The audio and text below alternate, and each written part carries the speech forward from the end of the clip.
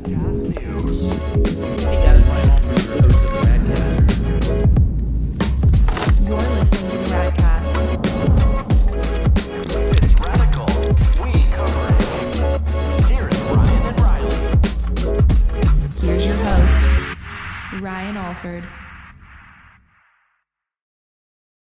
Hey guys, what's up? It's Ryan Alford. It is the Radcast, part 3 in our esports series. It's getting good.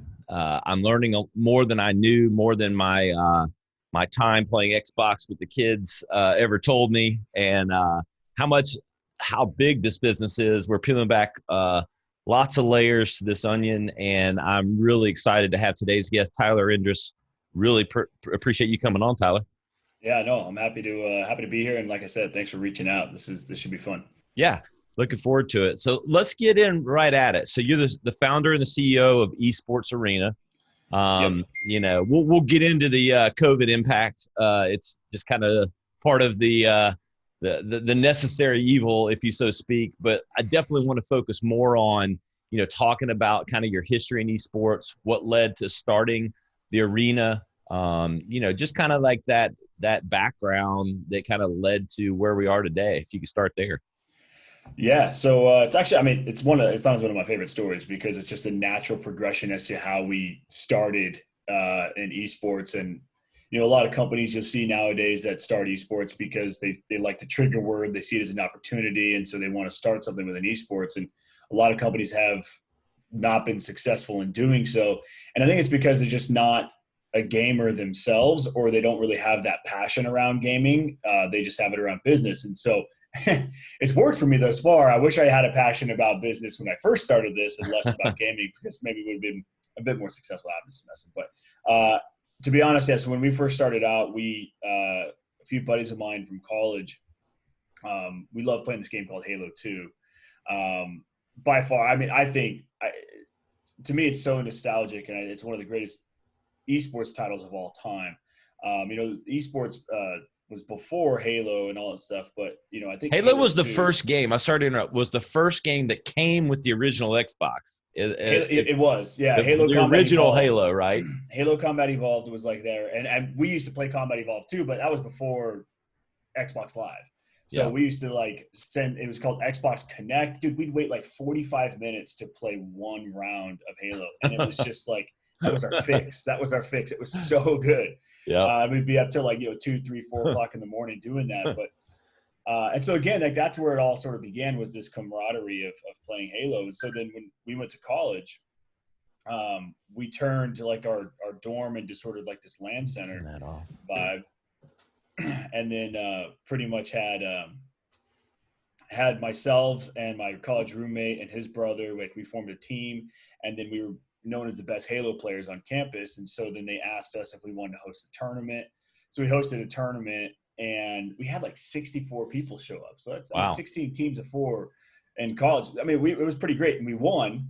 And so then it was good because we hosted the tournament and we won the tournament. So I don't know. But we did MLG rules. I know. Yeah. You got the disease and the cure. I don't know. Yeah. Exactly. So we thought we were pretty good, and we were on the local level. And then MLG Anaheim came around. This is back in 2007, and we competed in MLG Anaheim, and we got middle of the road. So it was all right, well, we're really good at this local level, but on the pro level, how can we get better?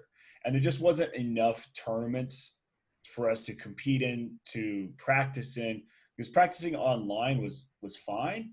But a lot of times there was cheaters. You got modded Xboxes. If someone had a better internet connection, then they had a better, host connection to the game, so they had better shots. So all those variables didn't really exist on LAN when you played someone in the same room. And so we just thought to ourselves, man, wouldn't it be so cool if there was a place that we could just go to and compete? We didn't want to go to a LAN center, because LAN centers, still even today, LAN centers aren't that cool, I guess. Mm-hmm. Right. I don't want to put LAN centers down, because I used to go to LAN centers, and they're fun, but it's not one of those things that just everyday persons go to LAN centers, right? It's just the ultimate gamers go to LAN centers. And so we're trying to cater to this overall audience. And so we just wanted to go to a place that was cool, that we could just compete. And it didn't exist. Nothing out there really existed at that time.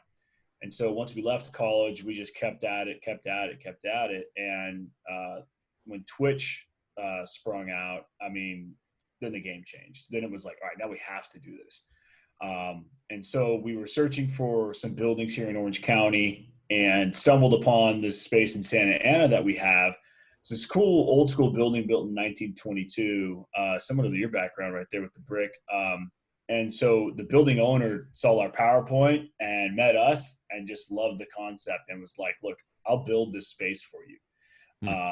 And all I need you guys to do is just, run your business out of here.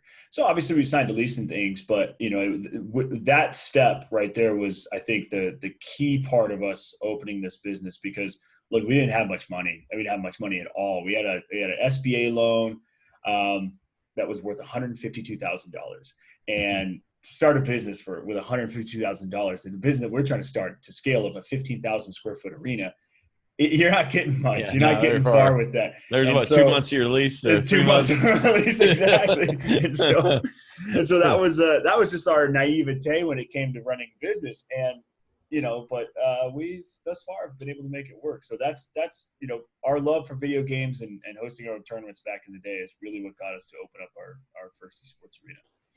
So we had small beginnings, but now how many facilities? Is it a franchise?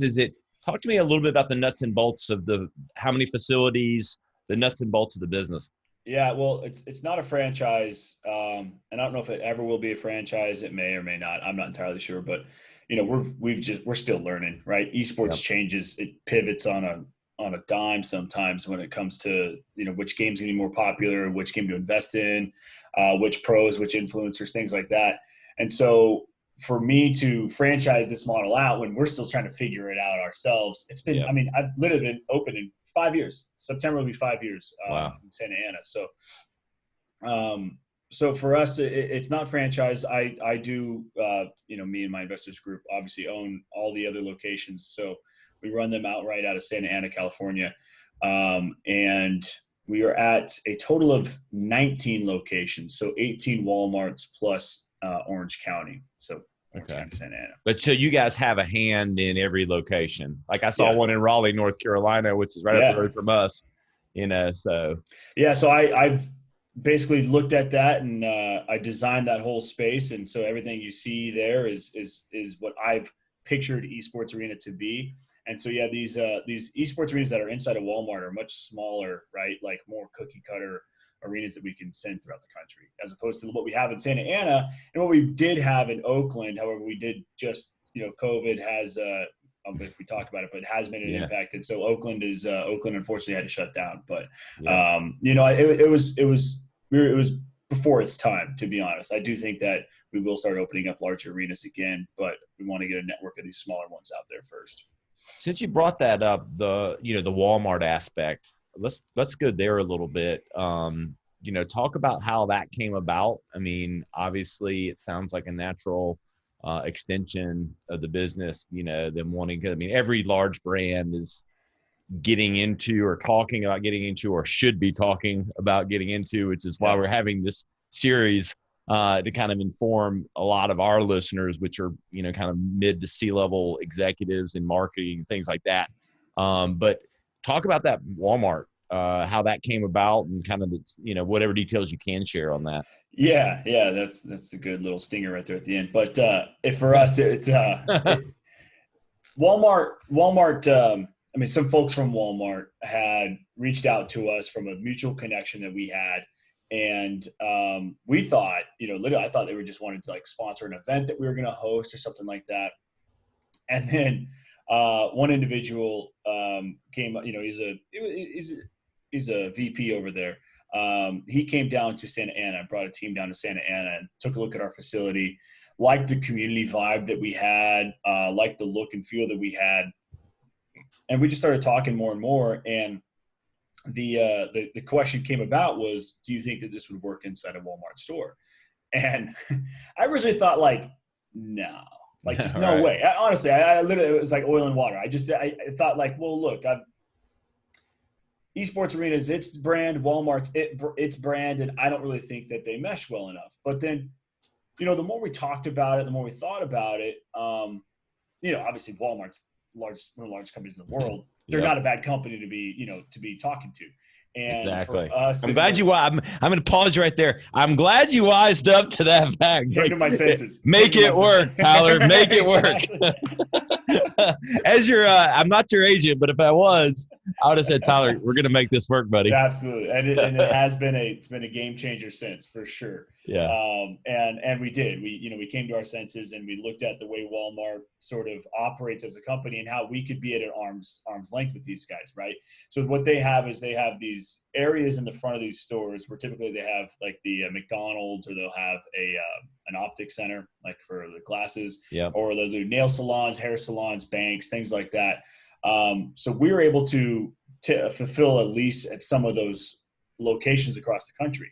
And when we were first looking at this, it was like, all right, well, what stores do we want to go to? How big of a space do we need? So we started off with 5 stores initially. It's just running a pilot there.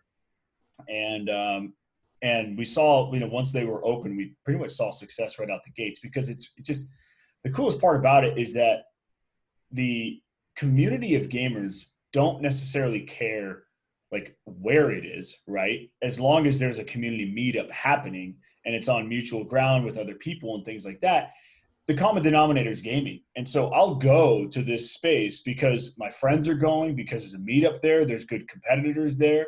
So I'll go no matter what. And the benefit of it being in a Walmart is free parking for one. 2, if you're hungry, there's usually like a McDonald's or some Subway or something like that in the store. And 3, you can go grab a drink, you can go grab a seat, you can do whatever you want. Like, so you're typically inside the Walmart, and I don't necessarily have to have security. I don't have to really run my own electricity. I don't have to do any sort of crazy build outs. All that stuff pretty much exists there. So it made it much easier for us to take this model and cookie cutter it and then ship it across the country. And that's, like I said before, has been a game changer and has seen ultimate success. The amount of foot traffic that we're bringing to the store is really good at the level of the specific customer that we're bringing. So you think of that gamer, especially because Walmart individuals are, kids. They're either parents coming with their kids, so it skews much younger. But then we've got the clout core gamer that's coming out on a nightly basis, coming to our tournaments. So we range anywhere from like a 13 to 30-year-old male demographic that's walking into a Walmart because there's an esports arena there. Typically, they would shop on Amazon. Typically, they would go to a Micro Center, Best Buy, or whatever to buy their gaming equipment. But now they're going to the back of the store, seeing if Walmart's got it, and they'll buy it right there. So it's a different customer that we're bringing to Walmart that they're enjoying. And, again, just provides like an ultimate different experience for the Walmart shopper, which Walmart, working with them for 2.5 years now, it's been one thing I've realized is that, they've legitimately, the customer is number one. The customer is always first. Yeah. And if they can make a better experience for the Walmart shopper, then they'll invest in that. And so that's what, for Esports Arena, the fact that we are providing a better experience for a Walmart shopper, I think that they like that a lot. Yeah, that makes a lot of sense. You went there a little bit with the makeup 13 to 30. Is it maybe bringing a little more diversity and inclusion as well, with maybe Absolutely. Like some gamers that just don't have avenues normally for those kind of things? That's where my mind went, which seems like a really big positive. A lot of folks do. And that was like a total benefit that, I'll be honest, I've spent 5 years trying to learn how to make $1 in esports. And today I'm still learning. And I think we're on a right track. We're on before COVID hit, we were going to hit the peak and just start rolling downhill with the momentum that we were getting.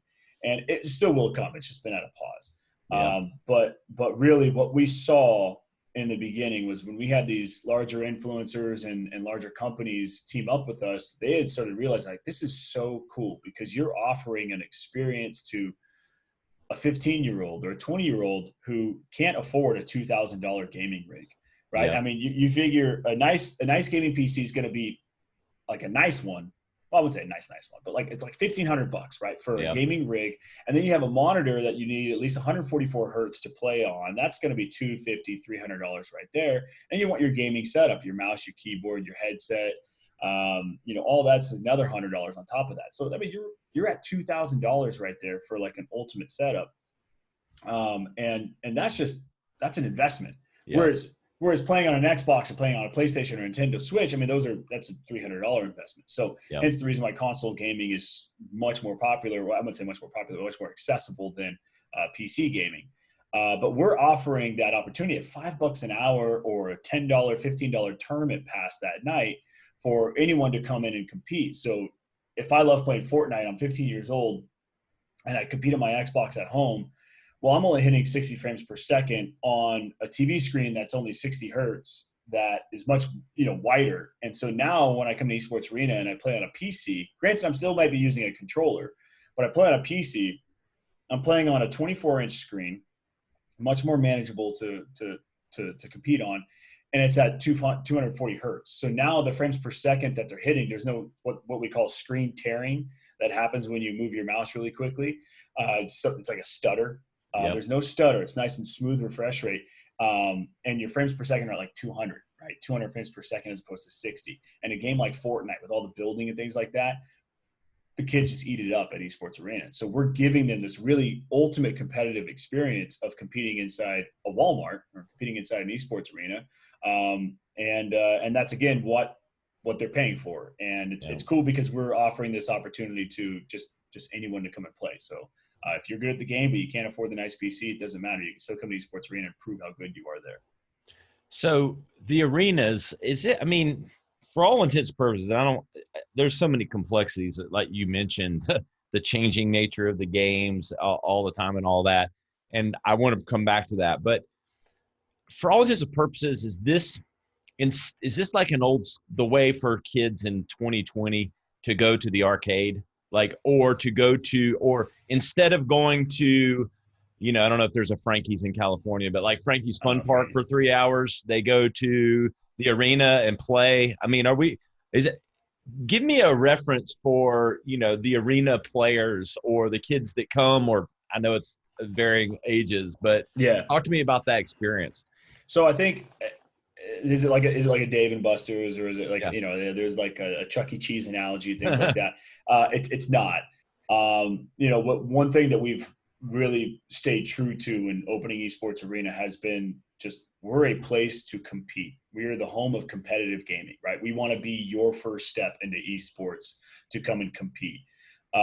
Typically, if you want to come, so our hours are like 3 p.m. to 11 p.m., right? So it's only after school or after work hours. And actually the most traffic times that we have are like 6 and 7 p.m. and onward, right? Mm-hmm. So it's typically, that means that you've worked your day job and now you're coming out to compete. I like an analogy. Older demo. It's an older demo then. It's an older demo currently. Okay. Now it's a current what we're doing is we are transitioning this younger demo though, because the parents are stopping by. They're going, holy smokes, what is this? I need to bring my kid here. My kid loves to play Fortnite. And now the parents are seeing like, I want my kid to compete. I want to see how good he or she is at this. And that's actually been really beneficial for us, because to grab hold of the parent's wallet versus the 16-year-old's wallet, that's a much better opportunity there to earn some cash. Yeah. But really I'd say the analogy is maybe like a bowling alley. Got it. To where like I can go and just go play some bowling, right? And have some fun. I may be terrible at bowling. And so I competed in like a bowling league. I don't know if that's something I should be admitting, but it was pretty fun. We won't hold that against you. Right, I appreciate a little bit. Note down Tyler Bowler. Never call again. Okay, we're good. Let's keep going. Jim Gaffin is. You have your own bag. Joke. You have your own bag. Jim Gaffin's got a joke. He says, some people have their own bowling ball and their own shoes and no friends. I like bowling too, so I will hold that to it. Bowling's actually pretty fun. It is. It's fun. It's a niche sport, and if you're competitive at it, then you can really see the advantage of it. And so for me, it's like you don't have to be that great of a bowler, but you can have a handicap, and then as you get better, the handicap helps you compete against all these other but like better bowlers. Yeah. But there's a competitive aspect to it, but a community aspect to it. So you go every Tuesday night, you pay $20 to compete in that league. It's fun, but you're still competing. There's that competitive nature to it. And so at night is the league nights, but during the day, you can either come and practice, right? Pay for a lane to practice, or just pay to have some fun. And so Yeah. I'd say that, but I'd say that is where Esports Arena's model really comes into play here, is that we are more centered and focused around our competitive, league nights that we have. That's what drives about 75 to 80% of our revenue. And then the hourly rates and then the bit of buyouts, things like that, that'll take up the rest of the 20%. Talk about, you mentioned it earlier, it's, I think anything on esports to not mention, and I know Google's involved now and Facebook and all those things, but Twitch, the impact that Twitch has had on esports and just the growth is just fascinating to me. When I first, and it's probably been 5 years, I have a buddy who's big in this. He's actually the voice of NBA 2K, Scott Cole, and lives here in Greenville, actually, Greenville, South Carolina. Scott, if you're listening, shout out to you. He's actually on ESPN2. That's how the growth is. He's on ESPN2 every Tuesday nights. It's crazy. But he mentioned to me, it's probably 5 years ago, man, Twitch has been around, I guess, I don't know, 7-8 years, maybe longer than that. I don't know, maybe at its peak, but or when it started really blowing up.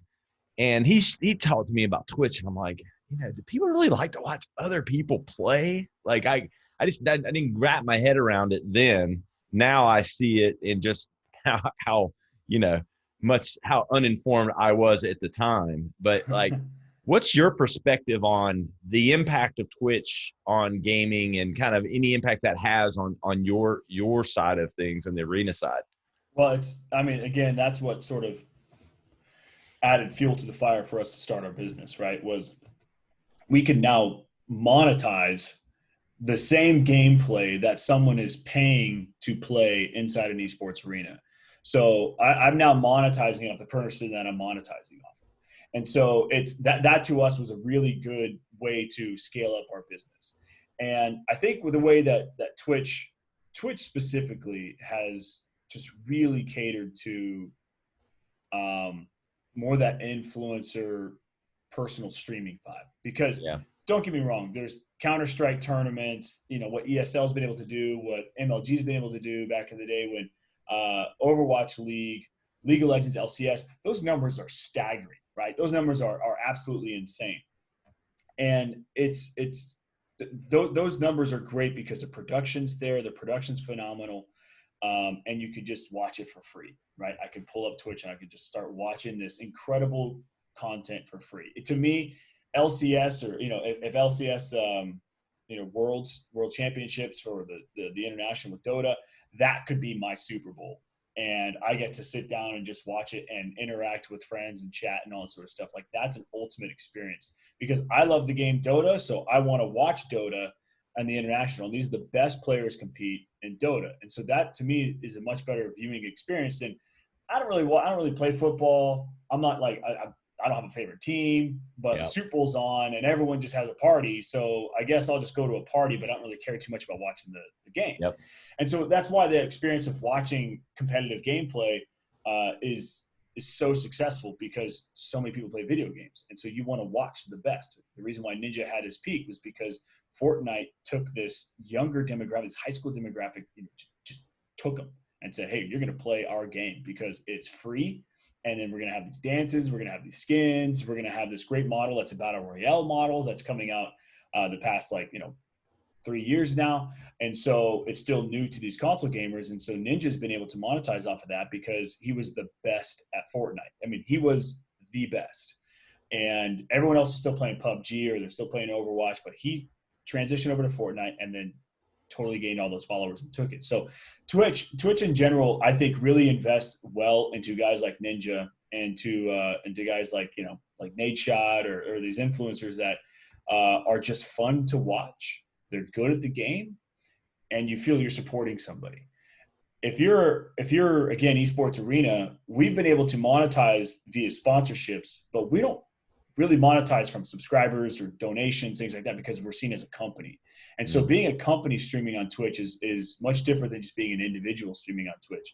I'll donate $10 to an individual because I want them to give me a shout out. I want them to give, say my name or say whatever, say this funny comment that I had. And that is where the individuals can really gain and make a lot of money from this and become influencers. And I think there is a difference between esports and influencers. Influencers are great because they do compete in tournaments and whatnot, but a lot of times they're signing on at 9 a.m. and playing for 12 hours or 8 hours a day, and they're competing, don't get me wrong, but esports is an ecosystem, and I think these influencers are a piece of the ecosystem, but I think that they're really making the most amount of money just because they're fun to watch, they're funny people, and surprisingly enough, they should be good at the game too. But yeah, Twitch has definitely changed it, and made gaming just something of a cool topic to talk about. Because back when I was in college, I wasn't updating my Facebook status saying I just played 8 hours of Halo 2 last night, or 8 hours of Call of Duty. Like, you didn't do that because girls didn't think that was cool, right? And so, but now you can say it, and with the way Twitch has created a community around it and a lifestyle around it, it's Twitch has done a lot for gaming for sure.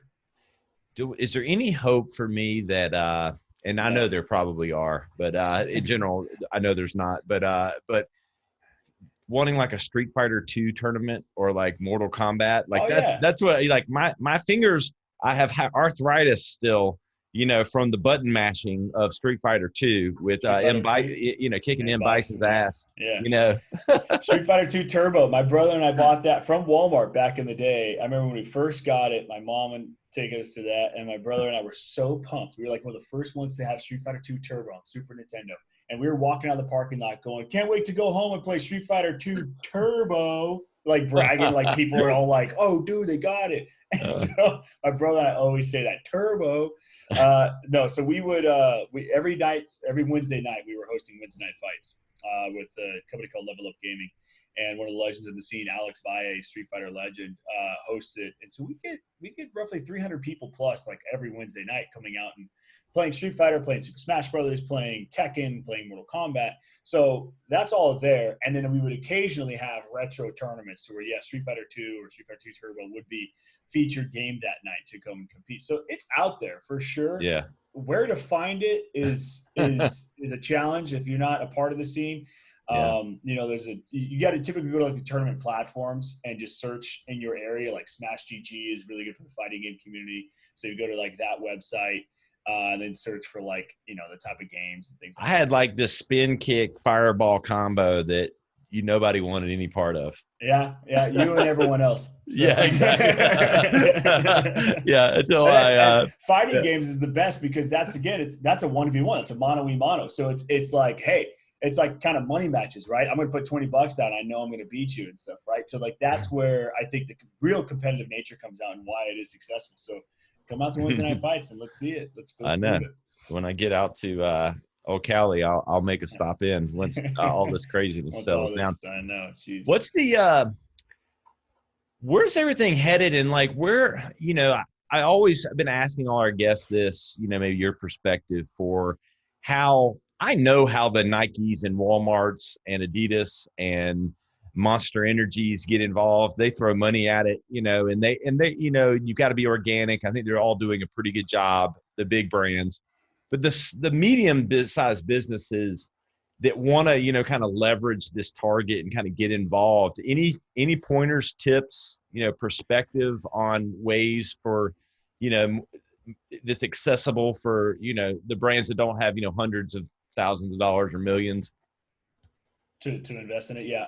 Or just get involved or get in some sponsorship or stuff like that. Well, so like that sponsorship back in the day with esports. I mean, if you look 4 or 5 years ago, I think that sponsorship right now is, if you look at what it was 4 or 5 years ago to what it is now, and like you said, Adidas, Nike, and even Walmart have sort of created this organic way to get involved with esports, which is fantastic.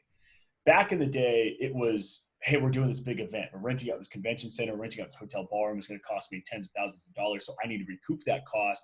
So I'm going to recoup it with sponsorship dollars to help pay for this event. Yep. And this event started getting, then there was this event, but this event, all over the country. And so now you're competing against esports. And that was, once it became like, what's Counter-Strike and, League of Legends and Overwatch and all these bigger events started coming out. And then if we were going to host a Counter-Strike tournament, well, we had to make sure we got the pros to come out to our tournament so we can get the viewership. because I need this viewership to leverage sponsorship sales. And then if I didn't hit that viewership because these Counter-Strike pros went to this tournament over here, now all of a sudden I'm not getting that viewership and my sponsors are unhappy. And so a lot of sponsors, I think, became very unhappy in the beginning because they would pay hundreds of thousands of dollars or tens of thousands of dollars to sponsor an event, to pay for the event, essentially, right? And then the event didn't yield the results that it wanted to because it was too competitive. There's so many other events going on at that same time. And so the certain weekends were like, oh, we have to do it this weekend because there's no other Counter-Strike event happening this weekend or no other League of Legends event happening this weekend. So I think a lot of sponsors got, had a bad taste in their mouth for the esports originally. And also, too, esports was being run by 25-year-olds. So 25-year-olds who know how to run businesses are few and far between, and speaking from experience with myself. And so sponsors right now, I would say, and what I've been able to really think about and able to accomplish has been consistency. So if you can grow with a sponsor, I think that that's key. And if you can develop a concept in which what we're doing, for instance, is we're starting our semi-professional ecosystem to where we are going to be finding these everyday players and who, again, are good players, but don't really have that streamer following, don't really have the, haven't won in a lot of tournaments because they don't really know where to go to with these tournaments.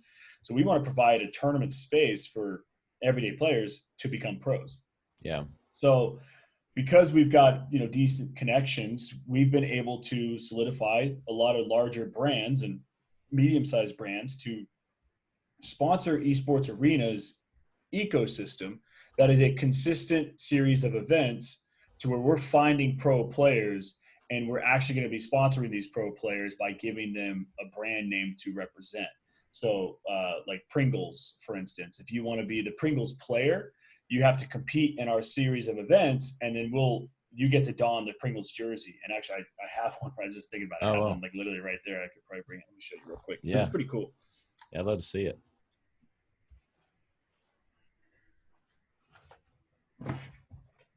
Oh, nice! Literally, Mr. Pringle here. That's sweet. Kind of like a hockey jersey. It is. And if you notice in my background, I'm a hockey fan. So yeah, picked up on that. That's the reason it's hockey stuff. But I think for a sponsor to get involved with something, don't just sponsor an event, because a lot of times it may not yield the results that you want, and the return on investment can be pretty low. But I think if you can work with an organizer who is pretty authentic to the scene and can bring your logo and your brand to life, as opposed to just slapping it on a screen and getting tens of thousands of dollars to help pay for this event, then that's a better opportunity for a sponsor to grow with the tournament organizer, to grow with a brand, to grow with an influencer. I think is way a sponsor needs to be. And a lot of times, like, I'd be willing to do things that are like, all right, you have a new product, great, we'll sponsor your product, but you give us a piece of your product. So therefore, you don't necessarily have to have. I've seen this a lot with podcasts, right? Like MeUndies and what's the Dollar Shave Club, things like that. Like you get a piece of whatever you sell based off of your promo code and things like that. And I think that's a really cool way to market, because if the product's going to sell, the product's going to sell. Yeah. And if the Radcast is pushing that product, or if Esports Arena is pushing that product, and I'm saying use promo code esports, then all of a sudden, like, yes, I'm getting that revenue. And I would do that all day long, because if I believe in that product, I think that product's going to sell. I think that's a great way for sponsors to get involved, because it's similar to podcasting, right? Like, podcast sort of niche, but at the same time, there's a massive audience there, and there's a ton of competition too. So I do think that esports and podcasting are actually very similar. Is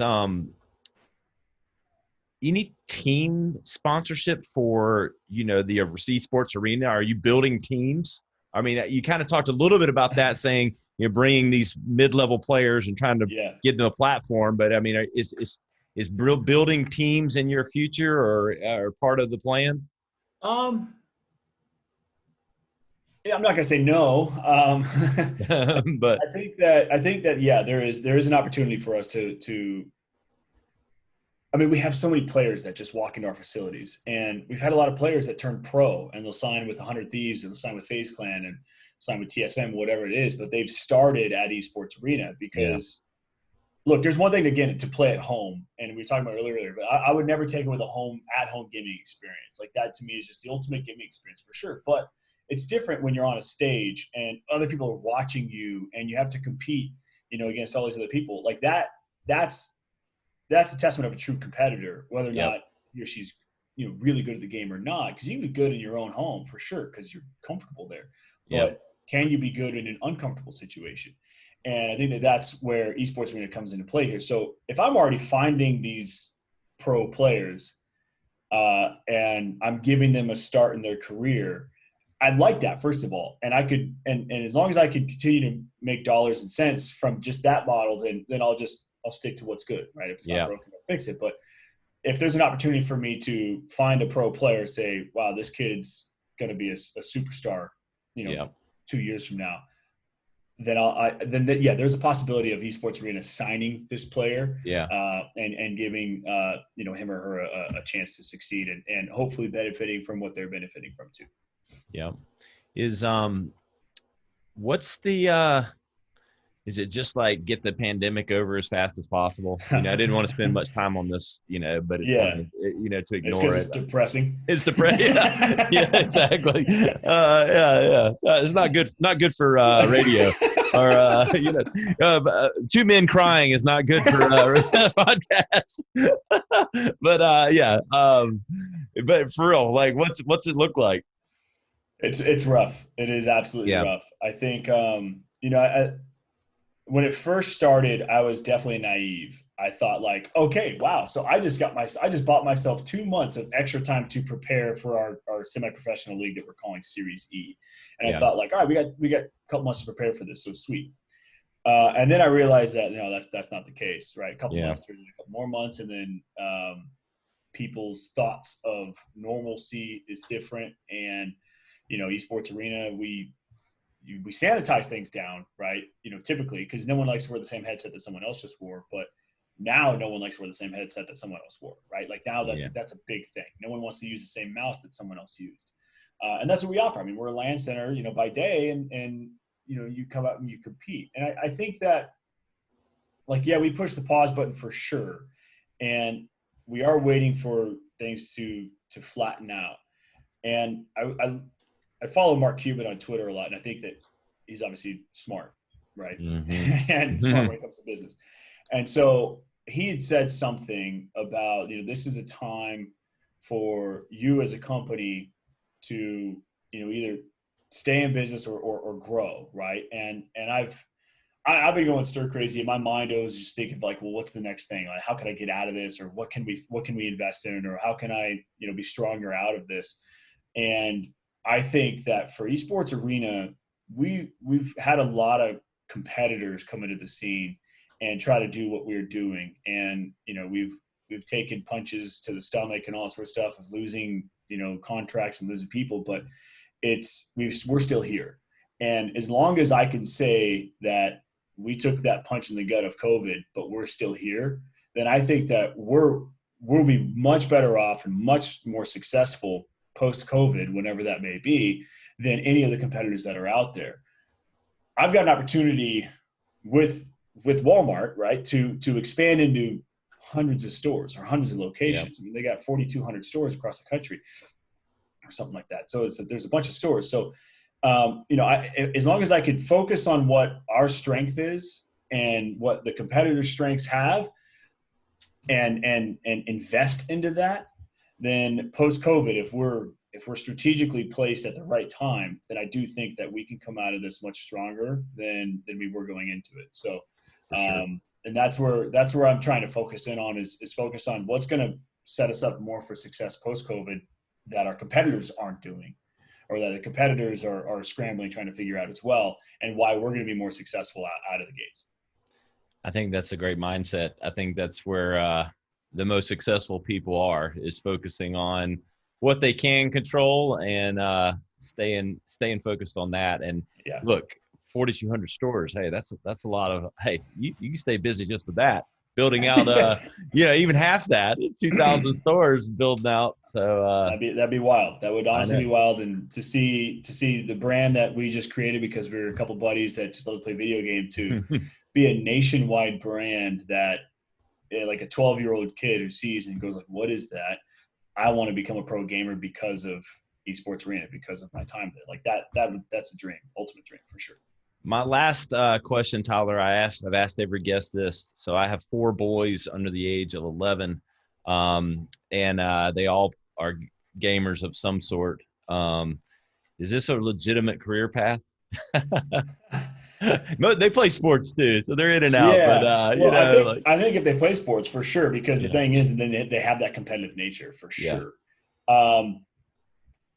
It is. I do think that there's because here's the thing, like I'm not going to be LeBron James. Sure, I'm 6'3", but I'm not, I'm not necessarily built for basketball. I'm not as, physically trained as well for that. So I think that a lot of people think that they can become a pro gamer, right? Oh my, yeah. and a lot of dads, a lot of parents go, oh, my son, he was once a time like number 1 in the world at this or something like that. I mean, everyone loves to fluff up their kids and pump their tires, right? And so I think that for that, it's there, as long as a parent you can support it, but at the same time, like you got to go to these competitions, and that's like I said before, it's like competing at home is one thing.